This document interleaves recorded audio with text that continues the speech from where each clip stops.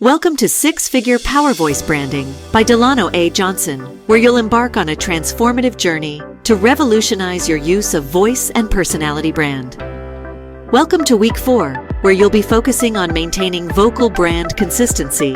Delano will teach you how to ensure that your voice remains consistent across all platforms and media. Learn strategies for sustaining your brand's vocal identity and aligning it with your overall marketing efforts. We will explore techniques to adapt your voice to different contexts without losing its core characteristics. This session is crucial for enhancing your brand's credibility and recognizability.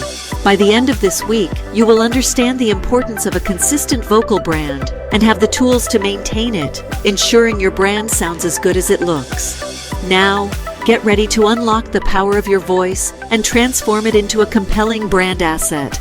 Make your voice heard, felt, seen, and loved, and prepare to earn more in this session with Delano A. Johnson's Six-Figure PowerVoice Branding. Now in progress. Like, intuition, that's the same. That's my daughter. I was like, that's what I'm getting, and that's what Delano is teaching. And I had her to go research to see if it was you. So I don't know if that's if that's a teaching across the board. But I was just so enlightened. I was just so excited that here it is. My daughter's getting that same teaching from somewhere, and it's making sense. It's making sense. So I am grateful about that. Wow, great. That's great, man. Anybody else? Keep it coming. I mean, this. I'll share. I redid my story, and it's interesting because it goes through a trauma situation. And the fact of the matter is, when I was redoing it, I had to kind of pause a couple times because I could vividly remember that situation and happening. So it kind of took me back. There's a book that says, and my pastor preached on it the other day, how the body keeps score. Yeah. And when I was thinking about it and even closing my eyes and saying the story, I could remember the play-by-play in a situation. So I had to get out. I had to kind of get out there because it was just too painful to kind of go back and remember. And I say that also because I am here tonight. My daughter turns 16 tomorrow, and I'm having this massive Sweet 16 in the middle of hopefully not this hurricane coming up here on the East Coast. But also, my daughter was born on my anniversary. So, in one sense, where the marriage wasn't what it was supposed to be, she trumps it because it's her birthday. So I don't think about my ex anniversary. I think about my daughter's birthday. And so in the situation that I shared and the situation with my daughter turning 16 and the presence of family and friends being there, it was emotional. It was deep. Even when I was talking with my therapist about who to invite, who to that, and all the situation about my ex, she provided some great clarity on it in terms of your own self-healing, your own story. And so I'm at a good place. I am kind of all over the place a little bit tonight because I got so many things coming before tomorrow. But I wanted to be present. I told everyone at 7 o'clock, I got to be home. I got to do my voice. So I'm at a good place. And so I definitely appreciate everyone's story because I always believe, and even when I speak, I always say you have a story. Everyone has a story to tell, and someone needs to hear it. Yeah. And even the most painful situation where we want to keep to ourselves, someone still needs to hear that story too. Yeah. Yeah. Good job. Good job pressing in there. So I want to do this. I think this will be very valuable. I want you guys to think about if it's a relationship for you, that point, that moment in your life where you went through the most difficult time. I want you to focus on that. But I want you to bypass the person. I want you to bypass the pain. As a matter of fact, do this with me. Close your eyes. And I want you to think about that specific time. We're not going to linger there. I just need the introduction of that. You know exactly, you may remember the year or where you were, or just that season overall.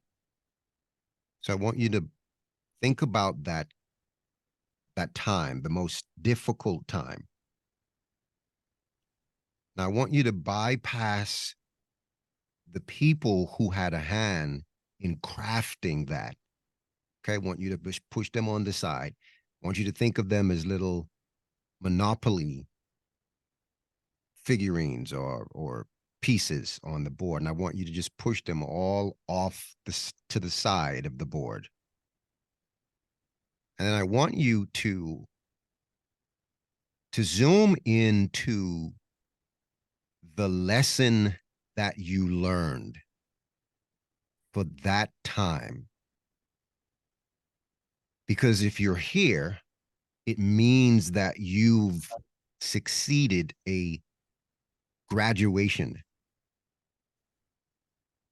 You have completed a task. You have overcome some hurdle. So I want you to think about the thing that you learned about yourself. It could be positive or negative. It could be a positive thing or it could be a negative thing. We learn about the positive things and we congratulate ourselves and we tell ourselves, do that more. We learn about the bad things and we say, I have to stop this, or I have to mitigate this, or I have to reverse this. So I'm going to go first, and I want you guys to go. So I'm thinking about my first marriage, and I'm thinking about sleeping in my car. We lost the house. I'd lost the cars. And my daughter is crying as she goes with her mom and her two brothers. And she's asking her mom, why isn't dad coming? And I'm helpless.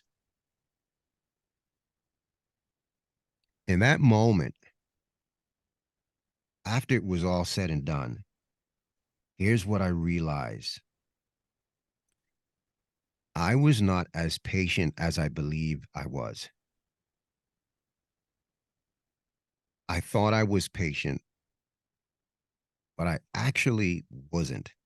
Because if I was, I would still be married to my first wife.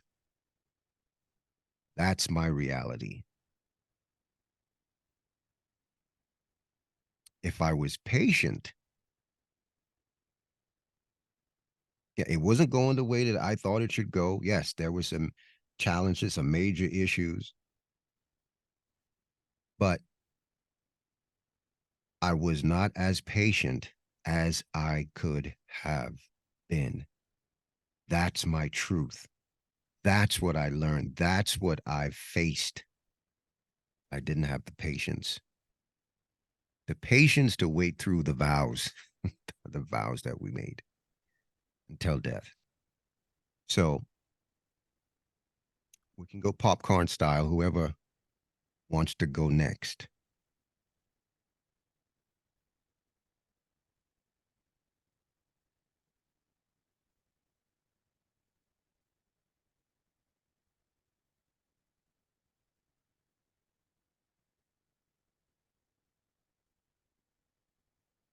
Anyone? Okay, I'll just go. Um, I'm reminded how at my job, when this person kept trying to get me fired, and I'm every week I'm in HR, or some higher up is speaking to me in reference to what I said, what I didn't said, what she lied about, and how I felt hopeless, frustrated, and just fed up and angry and sad. And what I learned from that was I should have seen certain signs and took responsibility for being able to choose my friends more wisely when certain things was right there in my face. And also to be patient with myself, that even though I made certain decisions at that time, that it's okay, because I made those decisions at the time with the knowledge I had at the moment. So now I think I did, not I think, I do take a little more time when I make certain decisions, and I'm much more conscious of the friends that I choose to call friends. And now they call confidants, because I don't trust friends. I don't do BFFs. Don't trust those people. All right. Thank you. Great. It's something about taking power back from the players around you, from the villains around you, right? I was reminded of the fact in everybody's story, you're the villain. But what are you in yours? Are you the victim? Are you the villain? Or are you the hero?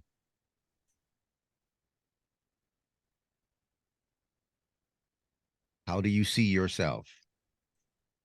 Because the way that you see yourself now is the platform from which you will tell your story. That is the platform. If it's from a victim standpoint, that's a lower platform than that of a hero. Because you could be a victim who was saved and then went to save someone else. Now you become a hero. Let's face it, we all love hero stories. Everybody loves a good hero story, a shero story. Everybody loves it. Zach, you're up.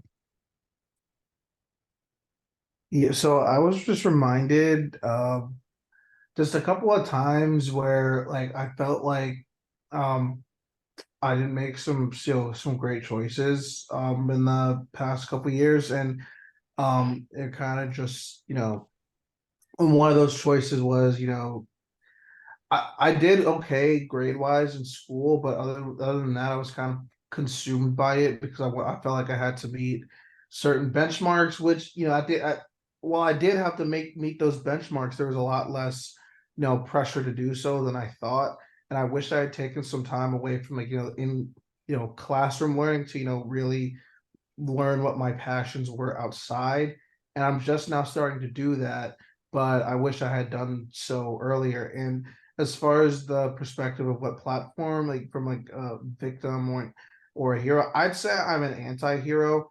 Definitely done some not great things, I would say, but I also feel like I've tried to make good things happen where I can. So I feel like a realistic thing would, like I said, be an anti-hero, and I feel like when looking objectively, I feel like most people in this world, are either a hero or an anti-hero, because I believe that most people are good. I have a very I don't know if it was Locke or Hobbes, but I have a very Lockean view of humanity. I think it was Hobbes who said is everyone is innately bad, but I feel like I have a Lockean view of life, and as such, my own life.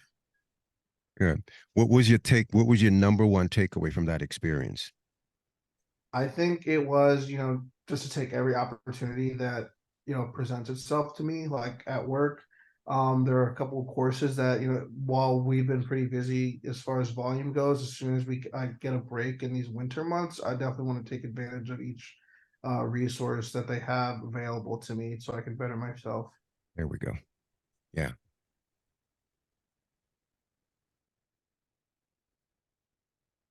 Anybody else? I'll go. Okay, go ahead. Let's go. So the time was, and I'm going to date myself, but 1987. And I had been out of college a year and a half, and I'd moved to a new city because I was following my college sweetheart. I got a job in the fashion industry. That's what I had majored in undergrad. And so 1986, I went up there, but by mid 87, no relationship, hated the job, had a car accident, and my apartment building was on fire. And I made it out. I mean, made it out, and even my own apartment was fine. So, but what I walked away with when all of this succession of things happened was that I noticed that I wasn't really operating in my values, like church and my Christian faith and things like that. And I was actually doing things, like making the move to the new city and all that stuff. It was all because of somebody else's goals and objectives and all of that instead of mine.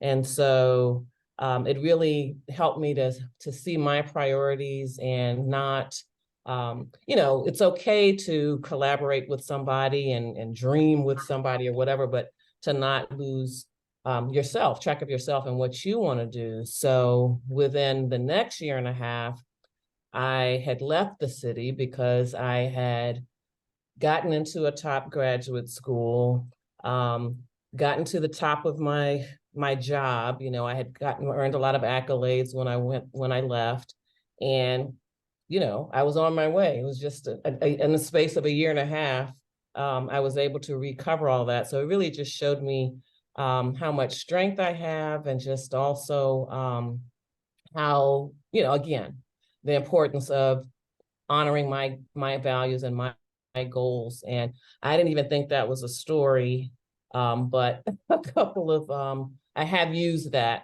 as a signature story, that experience, and put it in a book too. There we go. So your major takeaway, the lesson that you walked away from that was? To honor yourself first. Okay, there we go. So it's important that we capsulize that moment into a sentence, and sometimes even one word, because then the whole experience it's easy to carry around that experience with that one word. You condense it. It's like Jesus telling a parable, right? And the whole philosophy is captured into one simple story. So it's easy to carry around that principle because it's kind of neatly packed into a capsule called a parable. And so this is why we look at these one words that help us to define moments in our lives and help us to define emotions, things that we identify with. Actors like to call it triggers. It helps them to draw in a specific emotion to its greatest degree, right? When they use one word, whether they watched someone do something, and they look for these words, these one words that they can anchor.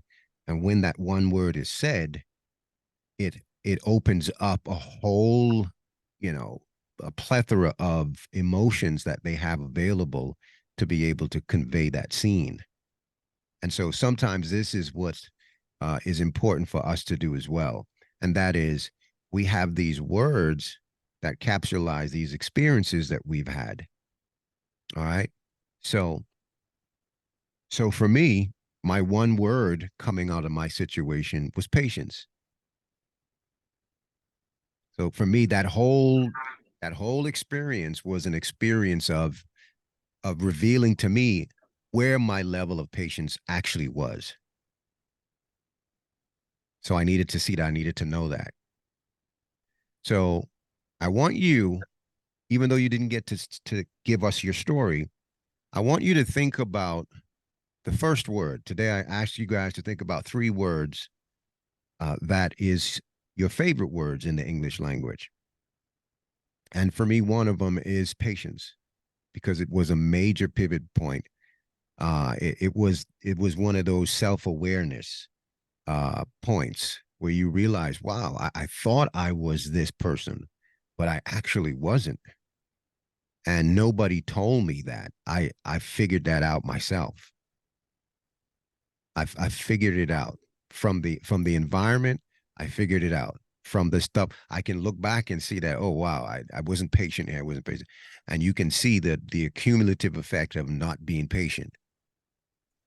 so that's an important lesson. So I'm extremely patient with my wife.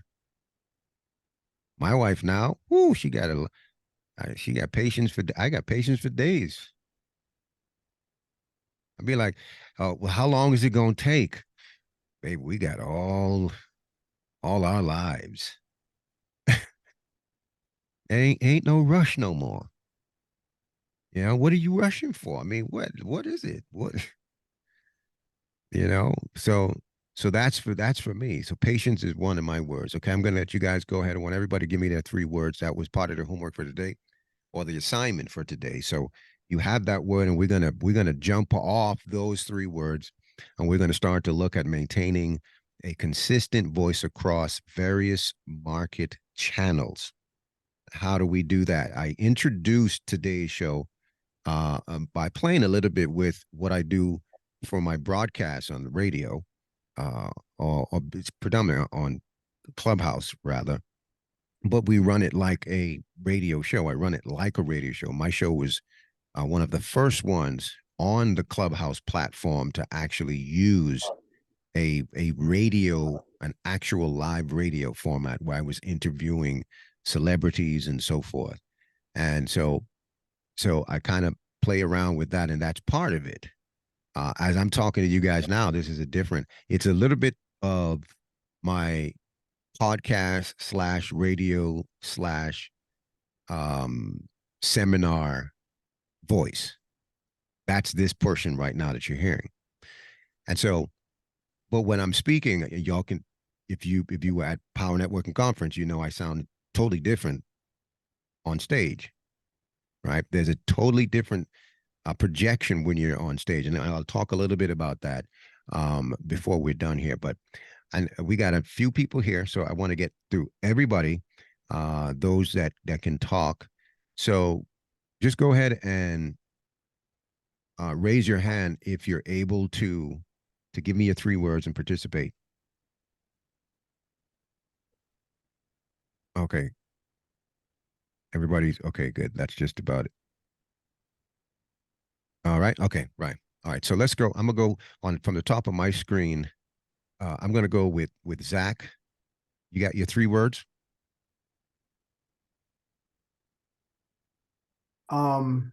Yeah, in addition to the video I made, I think the 3 words that I would like to pick out are resilience, um, resilience, education, and prosperity. Okay. And why those 3 specifically? Because I've been through a good amount that a lot of people probably would have folded on, for lack of a better term. And while I understand that I've also been relatively privileged in my life financially, I don't want to discount what I've been through. Additionally, as far as education goes, education is a lifelong process. And I think that it's something that we have to keep doing in order to achieve the last thing that I mentioned, which is prosperity. I think everyone who works hard should be able to live a prosperous and bountiful life. Yeah. All right. Did you give us a 3rd one? Prosperity. Okay, good. Yeah. Prosperity, of course. All right. Let's go to Dr. Latanya. Okay. Purpose, Mm-hmm. authentic, and consistent. Purpose, because that's your why. I always talk about your purpose. Why are you here? Everyone has a purpose. Authentic is just being real, relatable. I'm about relationships, and I just want to be authentic. How I show up is how I am. Consistent. Someone said that about me, and to me, that was one of the greatest compliments I've ever had, because she said, "You are consistent wherever I see you." And I was speaking at that time. And so to be consistent, meaning that I am who I am. And today, tomorrow, whether I'm doctor, whether I'm Sora, whatever my name title, she is consistent in everything she does. So those are my three. Good.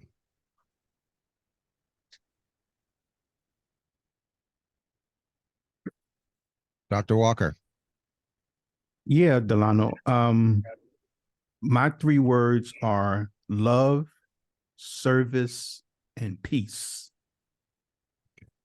Love, service, and peace. All right. And why those three words? Well, love, because, and all three of them have a scriptural foundation. You know, husbands, love your wives. And that's very relevant right now. Husbands, love your wives. Service. Jesus said, the one that's going to be first is the one who serves.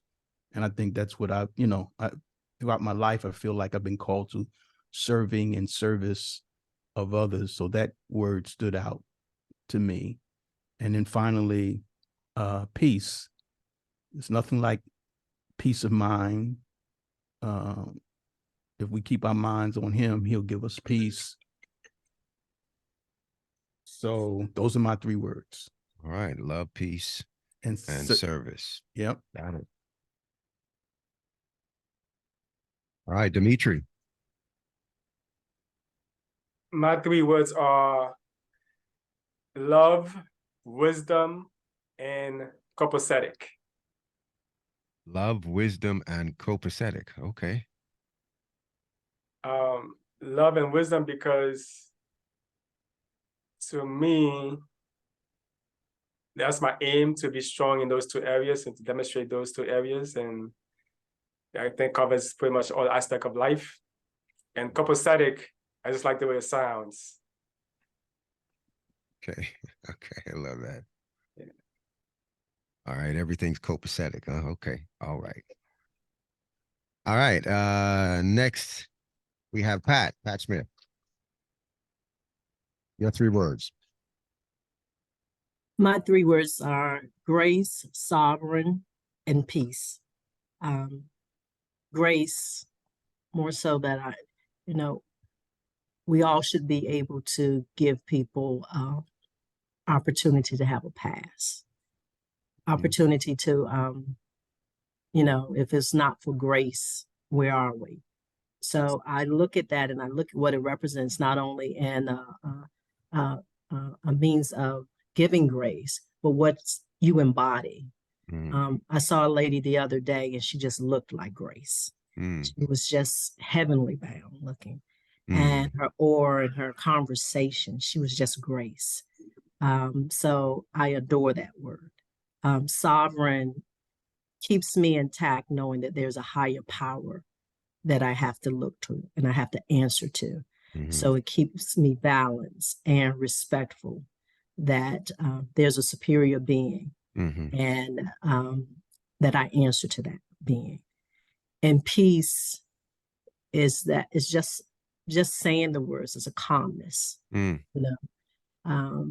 have peace, and we strive to have peace as not only in my family and my working environment and just in general, just thinks it makes for a better world. And that's what we should strive to do, just have peace.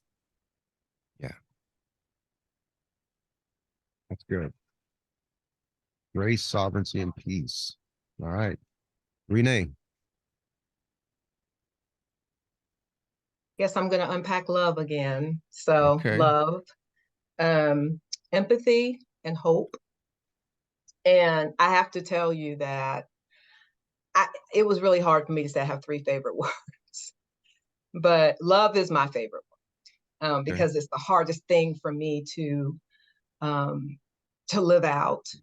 It comes with so much responsibility for who I am supposed to be, what I believe in, what motivates me, and it's the foundation for my life. And when it's not, love will tell me it's not. I'm not functioning as if it is. So I feel like everything flows out of love. Okay. Empathy, because I think it's similar to what I heard Pat say, maybe somewhat of a different word, could be semantics.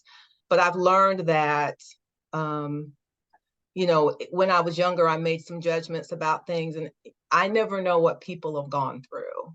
The things that were difficult for me growing up regarding my father in particular, I had to understand one day that he was born in 1923, a Black man in the South. Now, how do you think you might have turned out had you been in that situation? And again, to me, that flows out of love, is that you have to have an open heart, willing to take the rebuke of being wrong and then changing your mind.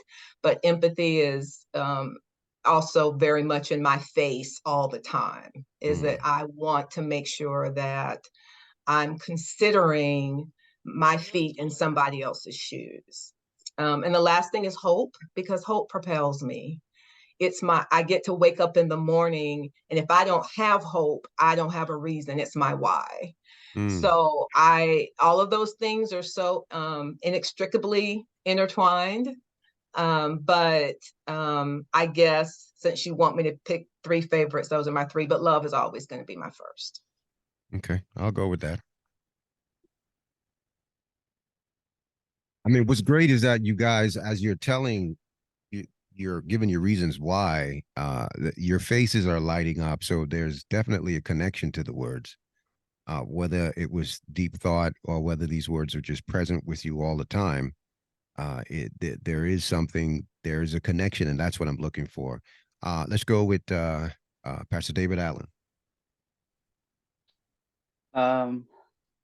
Present, understanding, and abide. Present was tied to my personal story that I would have told, that I lost my mother 20 years ago. Happened to be at her bedside at the time, holding her hand when she transpired. And my takeaway from that was, in reflection of her life to her children and the people that she loved, is that she was always present. And that takes conscious awareness and intentionality. And it's in reflection, even to this day, often when I think I'm present, when I apply that word, I become even more present. And it's to appreciate the moment, the people, the relationships, that the next breath, the next moment, the next minute is not promised. We only have now. Be present. Understanding, just because, I understand that the basis of most problems is ignorance. Usually when we understand a thing, then we can kind of work our way through problems. Understanding is the key to next level, breakthrough, all that getting understanding. And the last one is abide.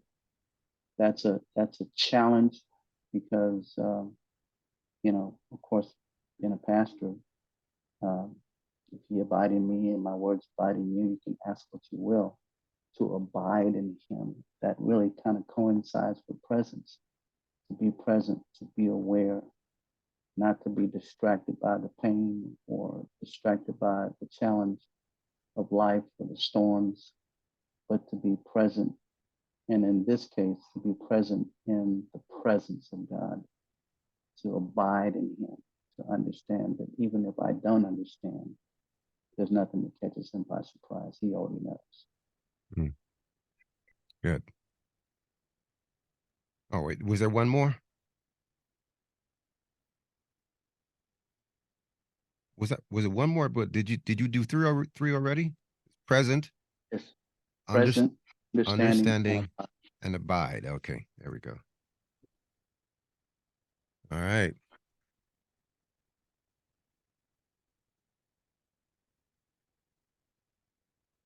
All right, let me get Asia. Is she there? Let's jump on to Carol.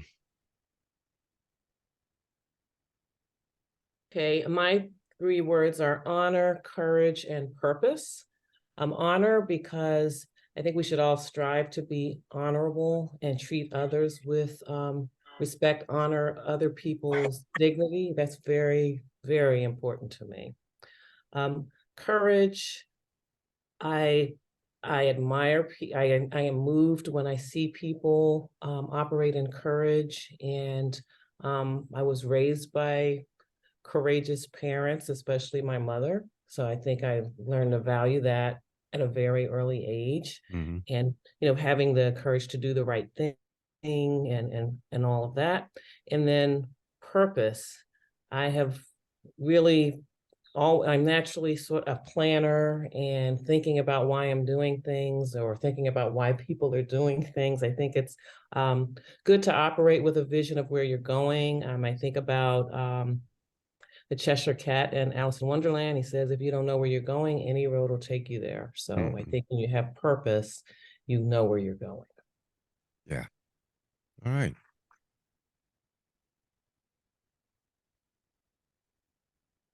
Patrice?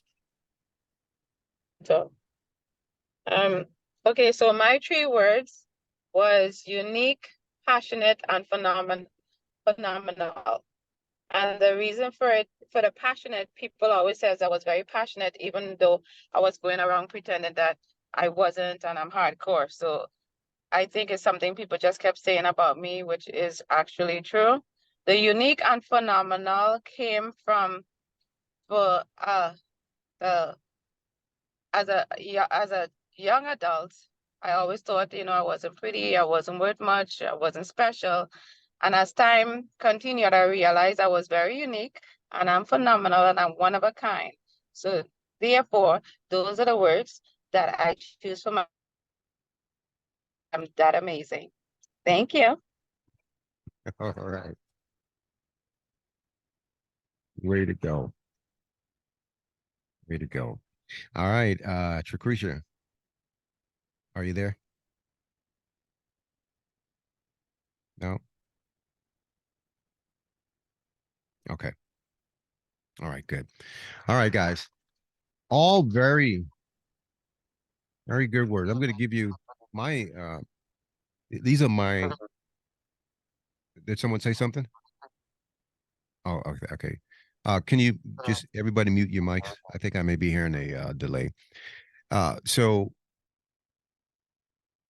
there's a rhyme and reason to this here. Also, I see we're at 7:53. If you guys can give me just 10 minutes, I promise you're not going to keep you past that.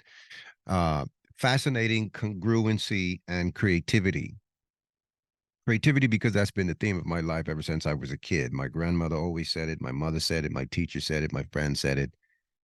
My pastor said everybody always use those words when they're describing me. You're so creative, or you're the creative one. Why don't you do it? So that I always heard that, and I became comfortable with that word, and I owned it and embraced it.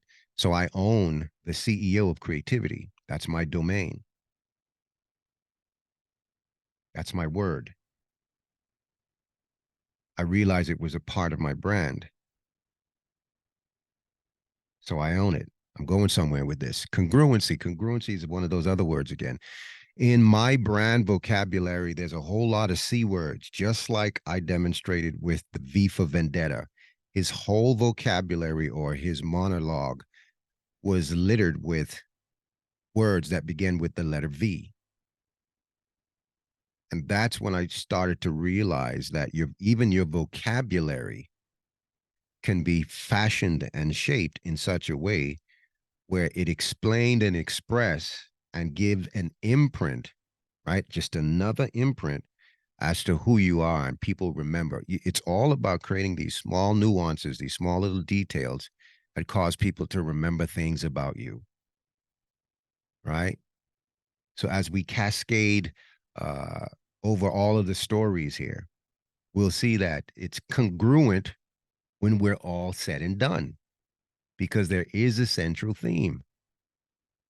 We collapse all stories. You know, I'm messing around here using the word see here all the time. I don't know if you guys are hearing it, but at the end of the day, you will.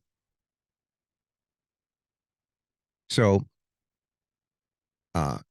congruency is extremely important, because I love the idea as an architect.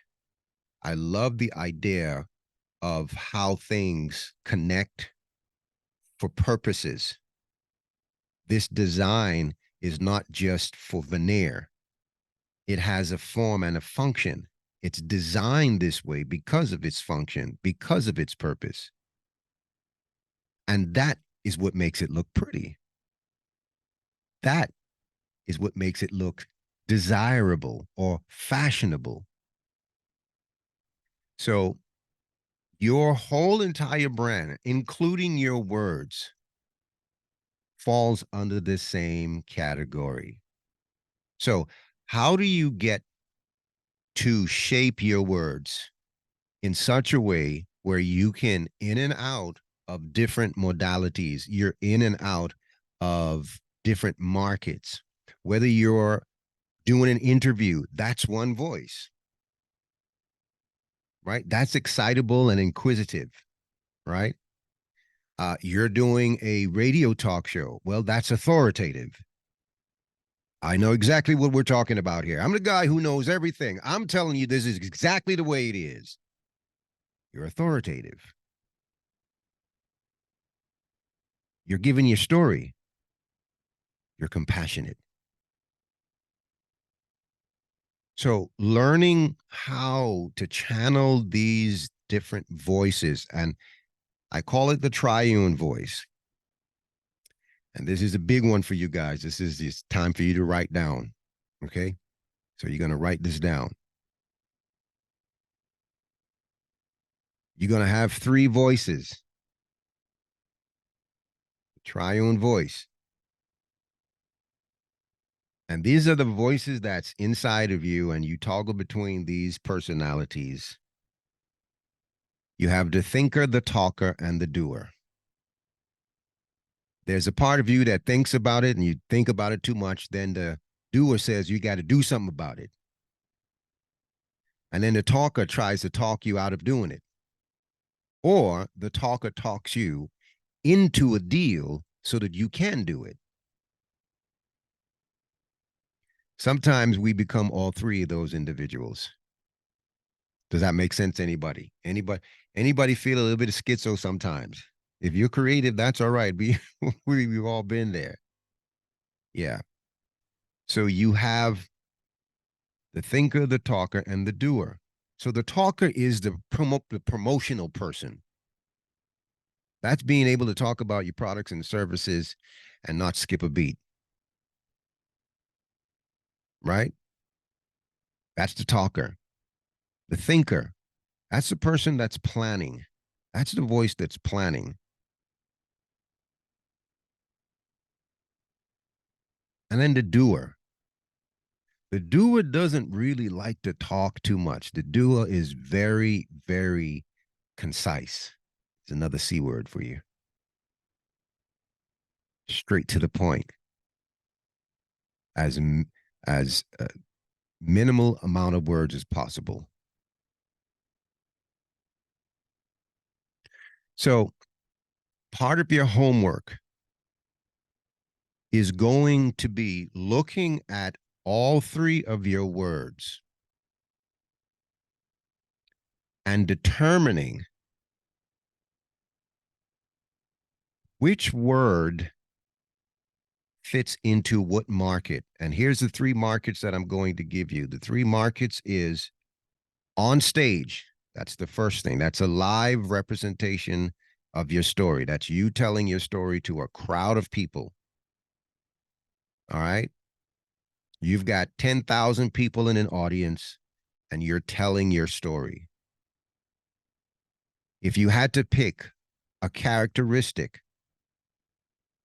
from your 3 words, which one of those words would you pretend to be like, or which one of those words will you embody? Okay? Does that make sense? You got it? All right. So you're going to do that with all 3 of the words and try to match it to one of the 3 persons who you become, thinker, talker, or doer. I want you to play a little tic-tac-toe game and see if you can draw a line to see which word matches what personality.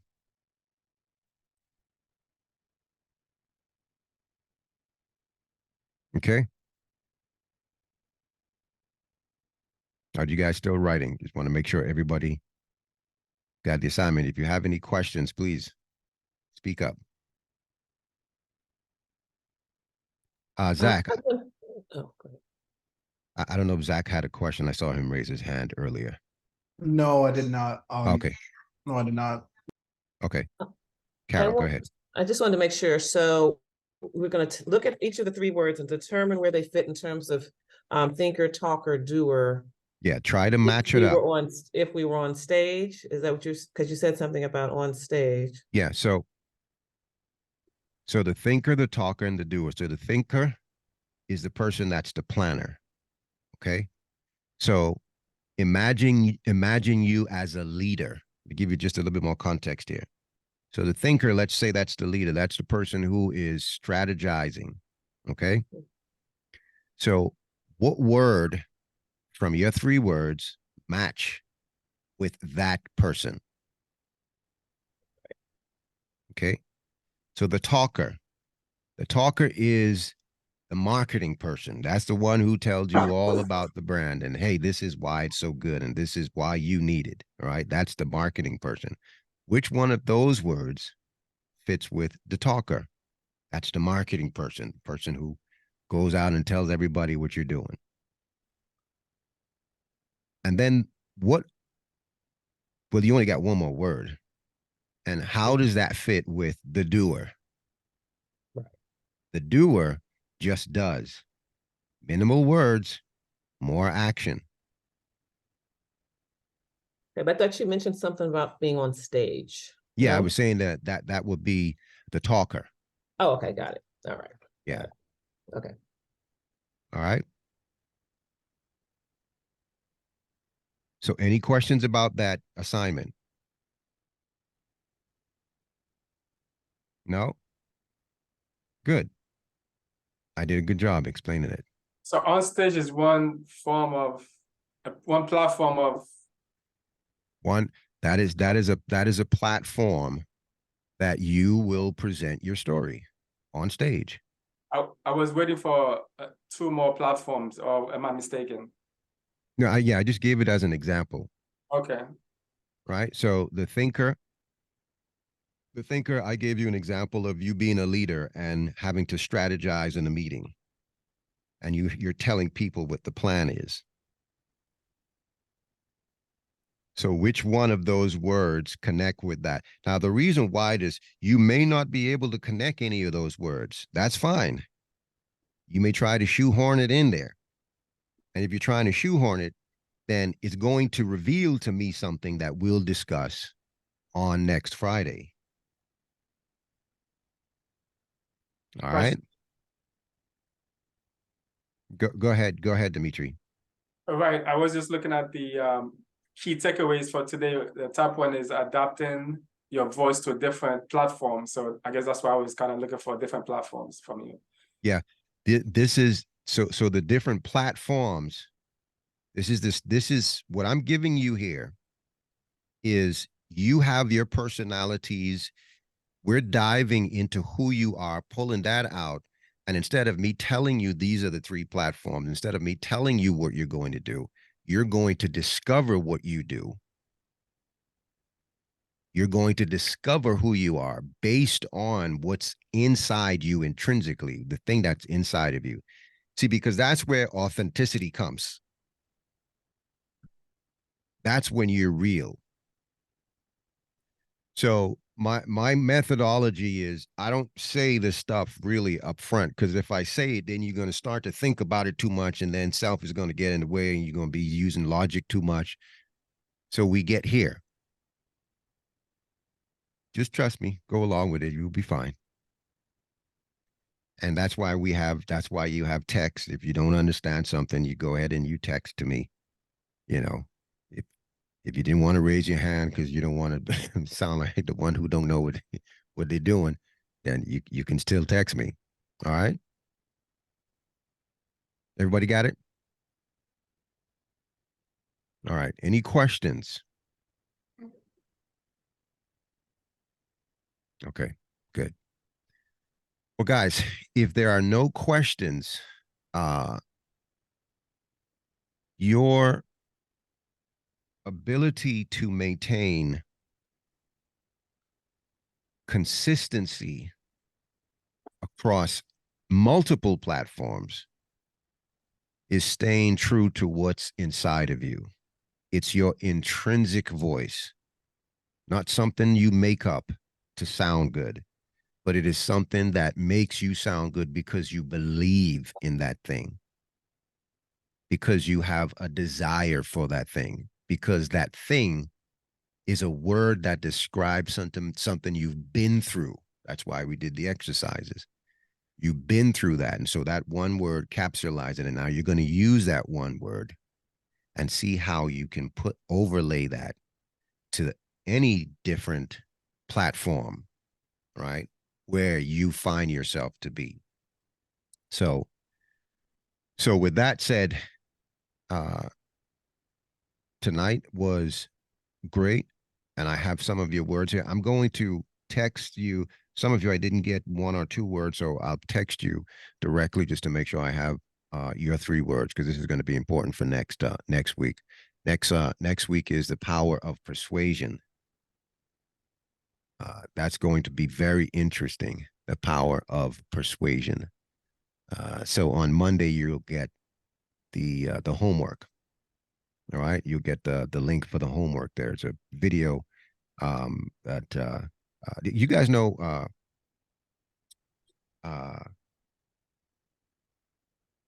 Peterson. What's his name? Peterson.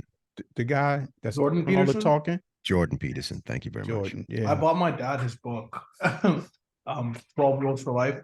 He's pretty eccentric, and while I think his book is pretty like redundant and you know, because like, obviously the 12 Rules for Life that you probably should already know, they are helpful if you actually take a look at them and read them. Like I said, I don't really care for a lot of his other work, but I think that was well redundant, pretty well written. Yeah. So he's going to be one of the videos that you guys watch, along with another video that I've not yet completely watched, and I want to watch it through. So, but you're going to have your homework on Monday given to you, so you have 5 days to get the homework done. It should be pretty easy. But next class is going to be really, really good. We're going to start to amp it up a little bit more and start to piece these stories together so you guys can start to perform a little bit more for me. You got the 3-minute clip down, most of you. I still don't have all of your clips. If you have not sent it in, then you can definitely send it in this week. All right, you got this week to do that. But I need to definitely have all of them in. All right. With that said, people, love, grace, peace, unity, happiness, and good night. You have a good weekend. That concludes this lesson of 6-Figure PowerVoice Branding by Delano A. Johnson, where you embark on a transformative journey to revolutionize your use of voice and personality brand. I hope that you've been enlightened to the amazing power you possess in the sound of your own unique voice. With that said, see you in the next session, and as Delano always says, embrace your creativity.